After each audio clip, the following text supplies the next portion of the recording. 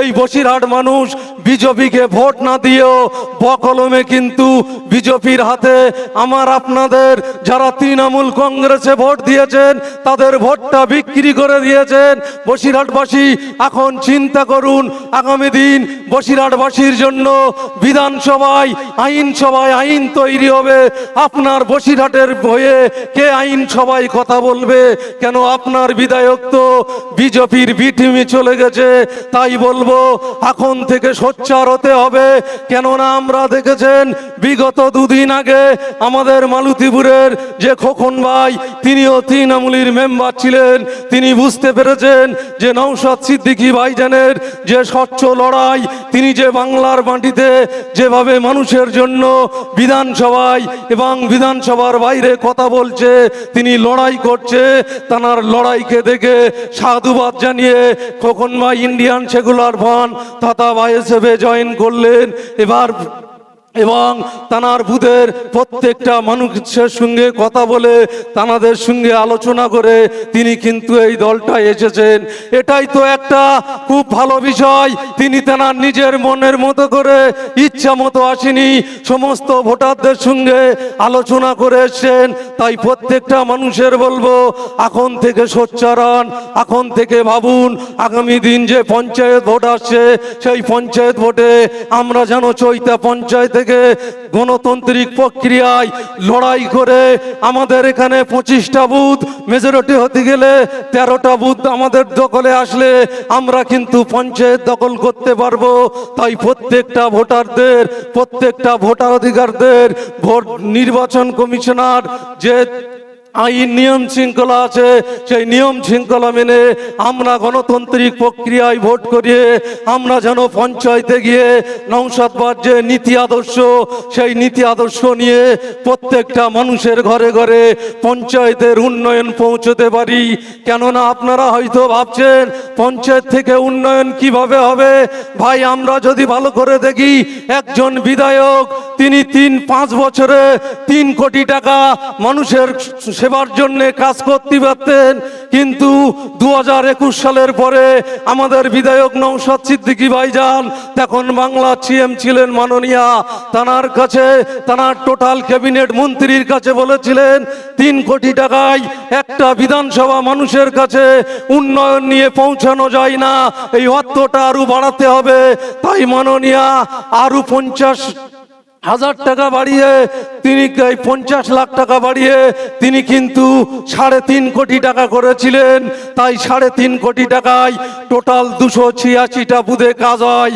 আর একটা পঞ্চায়েতে মিনিমাম ছোট পঞ্চায়েত হলি 25 কোটি টাকা আসে, আর তার কাজের উপর নির্ভর করে 25 থেকে 50 কোটি টাকা পর্যন্ত আসে। তাই সেই উন্নয়নটা সেই আমরা প্রত্যেকটা মেম্বারের দ্বারাই আমরা প্রত্যেকটা বাড়ি বাড়ি পৌঁছে দিতে চাই। এবং রাজনীতি কাকে বলে সেটাও আমরা মানুষের চোখে যেন দেখাতে পারি। আমাদের প্রত্যেকটা মেম্বার যারা জিতে পঞ্চায়েতে আসবেন তারা যেন বলে না এটা সিপিএম এর মানুষ, এটা তৃণমূলের মানুষ, এটা কংগ্রেসের মানুষ, এটা বিজেপির মানুষ, এটা আইএসএফ এর মানুষ, আমাদের কাছে সবাই সমান। আমরা ভোটে জিতে এসে প্রত্যেকটা মানুষের ডোর টু ডোর পরিষেবা দেব এবং প্রত্যেকটা মানুষের পরিষেবা থেকে যেন বঞ্চিত না হয়। আমরা দেখলাম দুতলা বাড়ি, সেখানে 20,000 টাকা কাটমানি নিয়ে ঘর দিয়েছেন। আর আমার গ্রামে সে আমার বাবু সম্পর্ক হয়, একজন মসজিদের মুয়াজ্জিন করে পানি আসলি সারা রাত জেগে বসে থাকতে হয়, কিন্তু তানার একটা ঘর দিলেন না, ঘরটা কেটে দিয়েছিলেন। আমরা কয়েকদিন আগে বিডিও সাহেবের সঙ্গে কথা বলার পরে বিডিও সাহেব বললেন সত্যি আমি অবাক হচ্ছি, আমি তো এই ইলেকশনের আগে আসলাম কিন্তু এরকম মানুষগুলো কেন ঘর পায়নি। এটাই হলো তৃণমূলের নীতি, যে তারা ঘর ছাদ দেওয়া বাড়ি ঘর দিয়ে সেখান থেকে কাটমানি তুলবে, কিন্তু অরিজিনাল যে ঘর পাওয়ার যোগ্য তাকে ঘর দেবে না। তাই আমাদেরকে স্বচ্ছ পঞ্চায়েত করতে হবে। আমাদের যে নীতি আদর্শ নওশাদ ভাই দিয়েছেন যে আমরা ক্ষমতা দখলের লড়াইয়ে আসবো না, আমরা সমাজ পরিবর্তন করার লড়াইয়ে আসব, আমরা মানুষের পরিষেবা দেওয়ার জন্য সেই লড়াইয়ে আসব। কেননা মানুষের পরিষেবা যেভাবে তৃণমূল কংগ্রেস দিয়েছে, এনারা তোলা তুলে দিয়েছে। তৃণমূলের কংগ্রেসের নেতৃত্ব তিনি বারবার পশ্চিম বাংলার মিডিয়াতে তিনি বিভিন্ন জায়গায় বলেছেন যে আমরা দক্ষিণ 24 পরগনায় 31টা সিটের মধ্যে 31টা সিট নিতে হবে। তার মধ্যে তিনি পাখির চোখ করেছিলেন ভাঙড় বিধানসভাকে। তিনি ভাঙড়ে এসে মিটিং করে তিনি ভাঙড়বাসীর কাছে বলেছিলেন যে সৌগত মোল্লা আমার ডানাত এই ভাঙড়ে সৌগতকে জেতান, আমি 2 লক্ষ চাকরি দেব। তাই মমতা বন্দ্যোপাধ্যায়কে বলতে চাই, আপনি যে 26,000 মানুষের চাকরি খেয়েছেন সেটা আগে ফেরত দেন, তারপরে 2 লক্ষ মানুষের চাকরি দেওয়ার কথা ভাবতে হয়। কেননা আপনি যেভাবে নওশাদ ভাইকে বিধানসভায় যাতে না যেতে পারে, বিধানসভায় যাতে না পৌঁছতে পারে, তার জন্যই ক্যানিং পূর্ব থেকে একজন নটোরিয়াস ক্রিমিনালকে ভাঙড়ে এনে দাঁড় করিয়ে ভাঙড়ে লড়াই করিয়েছিলেন। আর আমরা কি দেখলাম, ভাঙড়ে আজকে যদি মাননীয়া এসেছেন, কালকে তানার ভাইপো এসেছেন, পরের দিন শাহিনী ঘোষ, তারপরের দিন দেব এসেছেন, তারপরের দিন এসেছেন ফিরাদ হাকিম, কলকাতার মেয়র। একটা বিধানসভায় তানার মন্ত্রিসভার সমস্ত মন্ত্রীকে এনে সেখানে দাঁড় করিয়ে দিচ্ছেন। কিন্তু ভাঙড়ের প্রত্যেকটা ভাইকে, প্রত্যেকটা মা বোনকে স্যালুট জানাই যে তানারা চক্র রক্তকে উপেক্ষা করে ভাঙড় বিধানসভা থেকে আগের বার যে ভোটে জিতেছিল তার থেকে আরো বেশি ভোটে নওশাদ ভাইকে জিতিয়ে পশ্চিম বাংলার বিধানসভায় আবার পাঠালেন এবং পশ্চিম বাংলার মানুষের দুর্দশার পাশে থাকার জন্য তার ইতিহাস আমরা দেখলাম। ভোটে জেতার পরে মাননীয়ার 80টা বিধায়ক জিতেছেন, এখনো পর্যন্ত মুখ খুললেন না। কিন্তু আমাদের দলের চেয়ারম্যান, আমাদের দলের বিধায়ক, তিনি কলিকাতা থেকে নির্বাচন কমিশনার দপ্তর পর্যন্ত বৃষ্টিতে ভিজে ভিজে তিনি হেঁটে হেঁটে গিয়ে র্যালি করে যে 27 লক্ষ ভোটার ডিলেট আছে তাদের জন্য নির্বাচন কমিশনার অধিকারের দপ্তরে গিয়ে ডেপুটেশন দিলেন। তিনি বললেন এই যে আন্ডার জুডিশিয়ালের যে হিয়ারিং চলছে, কিভাবে হিয়ারিং চলছে, কতদিনের মধ্যে নিষ্পত্তি হবে তার একটা ডেট বলুন, মানুষ এইভাবে কতদিন হয়রানি হবে। কিন্তু আমরা কি দেখলাম, 80টা বিধায়ক থেকেও রাস্তায় নামতে পারলো না। কেন রাস্তায় নামবে? তারা এত দুর্নীতি করেছে। যখনই রাস্তায় নামছে মানুষ ডিম ছুঁড়ে মারছে, মানুষ চোর করে স্লোগান দিচ্ছে।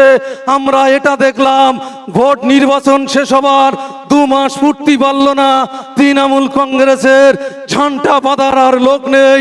কেননা তৃণমূল কংগ্রেসের নেতা নেতৃত্বরা এত কাটমানি খেয়েছেন, এত মানুষের সঙ্গে দুর্নীতি করেছেন, মানুষ তাদেরকে ছুঁড়ে ফেলে দিয়েছে গঙ্গাসাগরে, তাই তাদেরকে আর ফিরিয়ে নিয়ে আসবে না। তাই প্রত্যেকটা এই বাংলার জনগণের, প্রত্যেকটা চৈতে পঞ্চায়েতের মানুষের বলবো, আসুন আগামী দিন আমরা স্বচ্ছ পঞ্চায়েত গড়ি, আমরা মানুষের পাশে থাকি, আমরা মানুষের পরিষেবা এখান থেকে দেব। আমরা এই প্রতিজ্ঞাবদ্ধ হয়ে, আমরা অঙ্গীকার করে আমরা লড়াইয়ের ময়দানে থাকব। এই ছোট্ট বক্তব্য দিয়ে আপনাদের সবাইকে ভালোবাসা অভিনন্দন জানিয়ে ছোট্ট বক্তব্য এখানেই শেষ করলাম।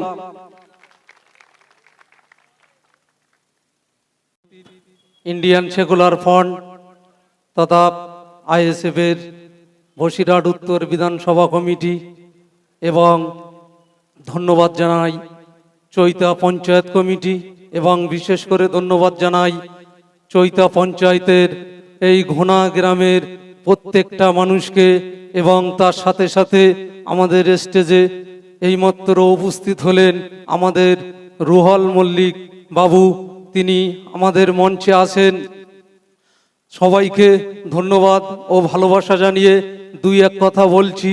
বিশেষ করে আজকের দিনে খুবই ভালো এবং গর্বের বিষয় যে আমরা বিগত দিন থেকে যেভাবে চৈতা পঞ্চায়েতে টুকটুক করে এগোচ্ছিলাম, যে লড়াই, যে সংগ্রাম আমরা করার চেষ্টা করছিলাম, সেই সংগ্রাম, সেই লড়াইয়ের মাধ্যম দিয়ে আমরা দেখলাম যে আমরা 2026-এর বিধানসভা নির্বাচনে যে নির্বাচনটা আমরা এখানে জোটে প্রতিদ্বন্দ্বিতা করলাম, সেই জোটের লড়াইয়ের প্রতিদ্বন্দ্বিতা করতে গিয়ে তৃণমূল কংগ্রেসের যিনি প্রার্থী হয়েছিলেন তানার বিষয় আমরা বসিরহাট প্রত্যেকটা মানুষকে সচেতন করার কথা বলেছিলাম বা সচেতন হবার কথা বলেছিলাম যে এমন একজনকে বসিরহাট মানুষের কাছে উত্তরপ্রদেশ থেকে এনে বসিরহাট মানুষের সামনে তাকে বিধানসভার টিকিট দিয়ে তাকে দাঁড় করাচ্ছে।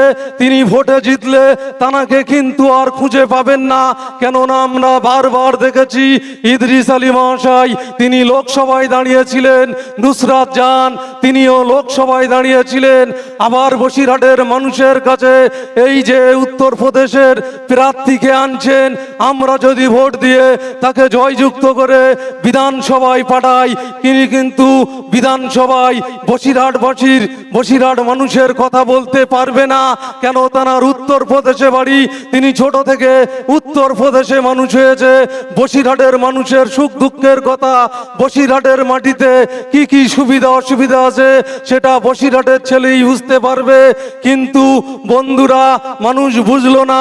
আমরা দেখলাম সেই উত্তরপ্রদেশের মানুষকে আবার বসিরহাটের মানুষ ভোট দিয়ে জিতিয়েছেন, কিন্তু ভোটে জেতার পরে সেই মানুষটা আর বসিরহাটবাসীর কাছে আসলো না। আমরা বকলমে দেখলাম